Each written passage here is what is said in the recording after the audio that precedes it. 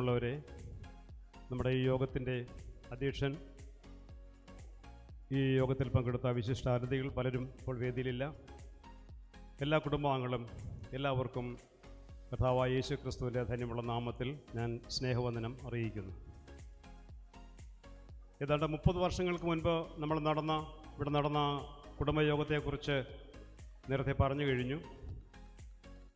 ആ കുടുംബയോഗം സംഘടിപ്പിക്കുവാൻ പ്രധാനമായും മുന്നിട്ട് വന്ന നമ്മുടെ സഹോദരൻ ശ്രീ MK രാജു അവറുകളെയും, അതുപോലെ അന്ന് കുടുംബചരിത്രം എഴുതി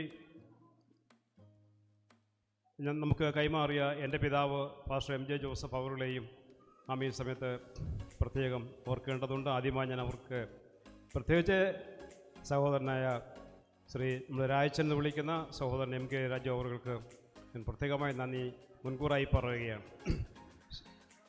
ശബ്ദം അല്പം കൂടുതലാണെന്ന് എനിക്ക് തോന്നുന്നു. I feel okay. തൈവളിയിൽ കുടുംബയോഗത്തിന് ഒരു സന്ദേശം പറയുവാനുണ്ട്. ആ സന്ദേശം കൂടി ചുരുക്കി പറഞ്ഞിട്ട് ഞാൻ കൃതജ്ഞതയിലേക്ക് പ്രവേശിക്കാമെന്ന് വിചാരിക്കുന്നു.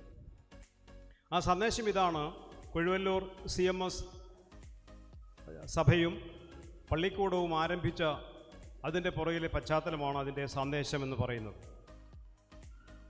അതായത് നവോത്ഥാന നായകന്മാർക്കെല്ലാം മുൻപേ നടന്ന മിഷണറിമാരെയാണ് നമ്മളവിടെ സ്മരിക്കേണ്ടത്.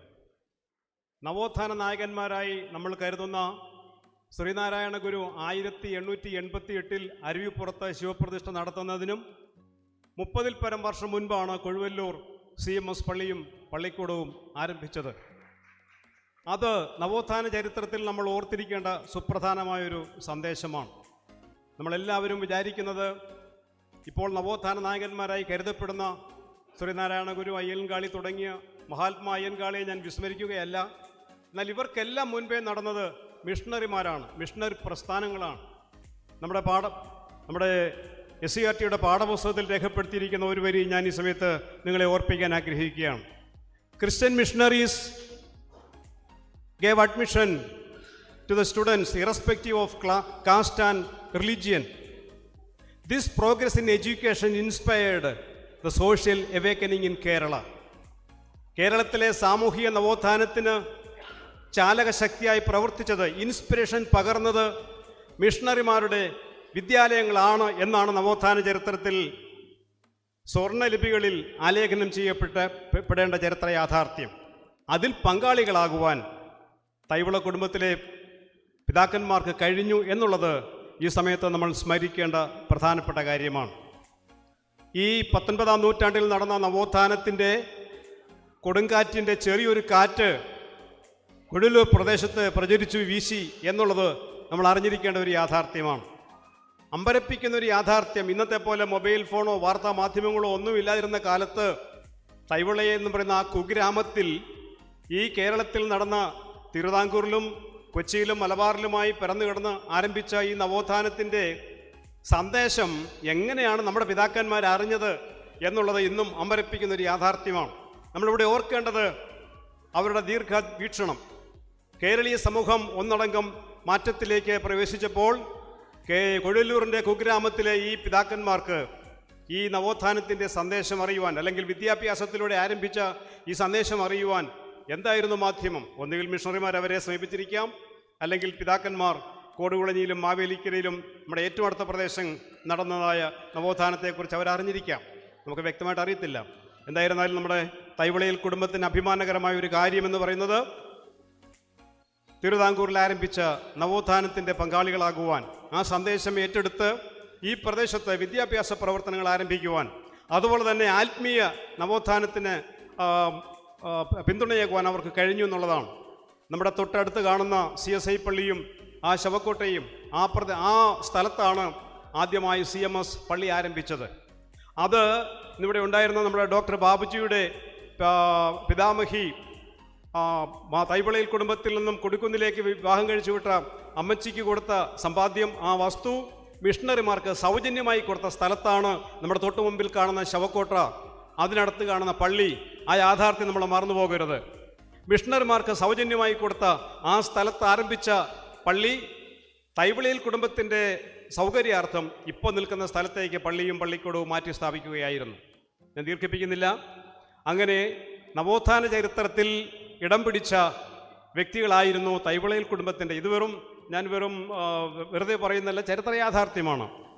കേരളത്തിൻ്റെ നവോത്ഥാന ചരിത്രത്തിൽ സ്ഥാനം പിടിച്ച, അല്ലെങ്കിൽ ഈ പ്രദേശത്തിന്, ഈ കുഗ്രാമത്തിൽ വിദ്യാഭ്യാസത്തിന് അടിത്തറയിട്ട കൊഴുവല്ലൂർ CMS LP സ്കൂളിൻ്റെ, ആ ചർച്ചിൻ്റെ സ്ഥാപകരായി പ്രവർത്തിച്ച തൈവിളയിൽ കുടുംബത്തിലെ പൂർവ്വപിതാക്കന്മാരെ നാം ഈ സമയത്ത് സ്മരിക്കുന്നു. ഞാൻ അവരെ ആദ്യമായി നിങ്ങളുടെ മുൻപിൽ അവതരിപ്പിക്കുകയും അവരെ നമ്മൾ സ്മരിക്കണം എന്നോർപ്പിക്കുകയും ചെയ്യുന്നു. ഈ രണ്ടാമതായ കുടുംബയോഗം നടത്തുവാൻ നമ്മെ സഹായിച്ച സർവശക്തനായ ദൈവത്തിന് ഞാൻ നന്ദി അർപ്പിക്കുന്നു. നമ്മുടെ അധ്യക്ഷൻ, നമ്മുടെ കമ്മിറ്റി അംഗങ്ങൾ, അവരെല്ലാം നമ്മൾ ഈ സമയത്ത് ഓർക്കുകയും ഞാൻ ഈ സമയത്ത് പൊതുവായി അവർക്ക് നന്ദി പറയുകയും ചെയ്യുന്നു. മറ്റൊരു കാര്യം, നമ്മുടെ ഈ യോഗത്തിൽ പങ്കെടുക്കാം എന്ന് സമ്മതിച്ചിരുന്ന നമ്മുടെ ബഹുമാനപ്പെട്ട മന്ത്രി സജി ചെറിയാൻ അവർകൾ, അദ്ദേഹത്തിൻ്റെ ഔദ്യോഗികമായ ചില അസൗകര്യങ്ങൾ കൊണ്ട് വരാൻ കഴിഞ്ഞില്ല. അദ്ദേഹത്തിൻ്റെ സന്ദേശം നേരത്തെ അറിയിച്ചുവല്ലോ. നമ്മുടെ ഈ യോഗത്തിൽ പ്രാർത്ഥിക്കുകയും അനുഗ്രഹ പ്രഭാഷണം നടത്തുകയും ചെയ്ത റവറൻ ജേക്കബ് ജസ്റൂൺ തോമസ് അവർക്ക് ഈ സമയത്ത് ഞാൻ നന്ദി അർപ്പിക്കുന്നു. മറ്റൊന്ന്, മുഖ്യപ്രഭാഷണം നടത്തിയ ഡോക്ടർ MG ബാബുജി അവറുകൾ, അദ്ദേഹത്തിൻ്റെ സാന്നിധ്യത്തിൽ ഞാൻ ഈ സമയത്ത് അദ്ദേഹത്തിന് നന്ദി അർപ്പിക്കുന്നു. ആശംസകൾ അർപ്പിച്ച് പ്രസംഗിച്ച ശ്രീ ബിജോയ് KC അവറുകൾ, വാർഡ് മെമ്പർ, അതുപോലെ ശ്രീ തോമസ് എബ്രഹാം അവറുകൾ, ഈ രണ്ടുപേർക്കും ഈ സമയത്ത് ഞാൻ ഹൃദയംഗമായി തൈവിള കുടുംബത്തിൻ്റെ പേരിൽ നന്ദി അറിയിക്കുന്നു. ധാരാളം പേർക്ക് നന്ദി അർപ്പിക്കാനുണ്ട്.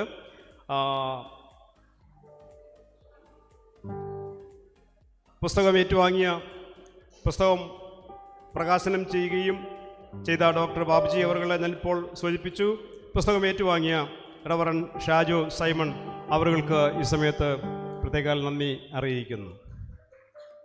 മറ്റൊന്ന്, നമ്മുടെ ഈ പ്രോഗ്രാം വിജയകരമായി നടത്തുവാൻ സഹായിച്ച മൈക്ക് സിസ്റ്റവും ഗാനങ്ങൾ ആലപിച്ചും നമ്മെ സഹായിച്ച ശ്രീമാൻ രാജൻ കൊയ്നോസ് അവറുകളെയും അദ്ദേഹത്തിൻ്റെ മകൻ ആസാഫിനെയും ഞാൻ ഈ സമയത്ത് പ്രത്യേകിച്ചോർത്ത് നന്ദി അറിയിക്കുന്നു.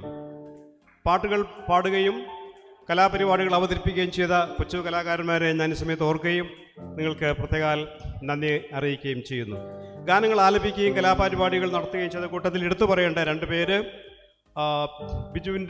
ബിനോയുടെ മകൻ ബേണിയും ഗായിക ഗസലിനെയും ഈ സമയത്ത് പ്രത്യേക ഓർത്ത് ഞാൻ നന്ദി അറിയിക്കുന്നു. ഗസലിനെ കുറിച്ച് ഒരു വാക്കുകൂടി പറയാൻ ഞാൻ ഈ സമയത്ത് ആഗ്രഹിക്കുകയാണ്. ഗസൽ മീഡിയയിൽ പ്രോഗ്രാം അവതരിപ്പിച്ചപ്പോൾ ഞങ്ങളത് കണ്ടു. പക്ഷേ തൈവിള കുടുംബത്തിലെ ഒരംഗമാണെന്നുള്ള കാര്യം അന്ന് അറിയാൻ കഴിഞ്ഞിരുന്നില്ല. ഇപ്പോൾ അത് അറിയാൻ കഴിഞ്ഞതിൽ സന്തോഷം. ഗസലിന് ഉത്തരോത്തരം അനുഗ്രഹമുണ്ടാകട്ടെ, വളർന്നു വരട്ടെ, ഭാവിയിൽ പ്രശോഭിക്കട്ടെ എന്ന് ഞാൻ ആശംസിക്കുകയും പ്രാർത്ഥിക്കുകയും ചെയ്യുന്നു. പ്രോഗ്രാം അവതരിപ്പിച്ചതിൽ നന്ദി അറിയിക്കുന്നു. മറ്റൊന്ന്, ഈ പ്രോഗ്രാം നമുക്ക് ആഹാരം നൽകിയ കാറ്ററിംഗ് അവർക്ക് നന്ദി അറിയിക്കുന്നു.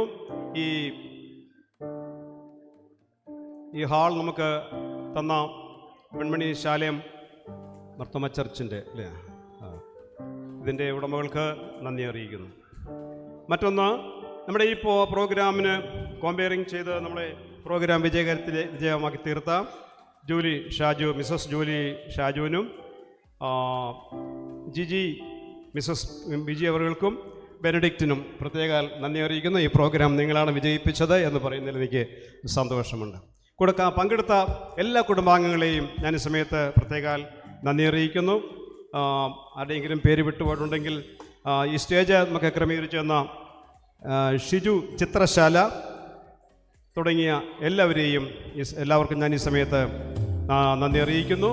പ്രത്യേകിച്ച് കുടുംബാംഗങ്ങൾ, നിങ്ങളുടെ പ്രാർത്ഥനയിൽ നമ്മുടെ കുടുംബം ഭാവിയിലും ഒന്നിച്ചു നിൽക്കുവാൻ, പരസ്പരം സ്നേഹത്തിൽ വർദ്ധിക്കുവാൻ, ഒന്നായി നിൽക്കുവാൻ ദൈവം കൃപ ചെയ്യേണ്ടതിന് പ്രാർത്ഥിക്കണമേ എന്നും അപേക്ഷിച്ചുകൊണ്ടും എല്ലാവർക്കും, ഈ യോഗത്തിൽ പങ്കെടുത്ത എല്ലാവർക്കും, മറ്റൊരു കാര്യം, ഈ കുടുംബയോഗത്തിൻ്റെ മുഖ്യ സൂത്രധാരൻ എന്ന് വിശേഷിപ്പിക്കാവുന്നത് നമ്മുടെ പ്രിയപ്പെട്ട ബാബുവാണ്. ബാബുവിന് പ്രത്യേകം ഞാൻ ഈ സമയത്ത് കയ്യോടിയോട് കൃതജ്ഞത പറയുന്നു. തുടർന്ന് എല്ലാവർക്കും, പേര് പറയാൻ വിട്ടുപോയ പലരുമുണ്ടെന്ന് എനിക്കറിയാം, സമയത്തിൻ്റെ പരിമിതിയുണ്ട്, വന്ന് യാത്ര ചെയ്തും പല രൂപത്തിൽ സഹായിച്ചും സഹകരിച്ചും പങ്കെടുത്ത് ഈ കുടുംബയോഗം ഇത്രമാത്രം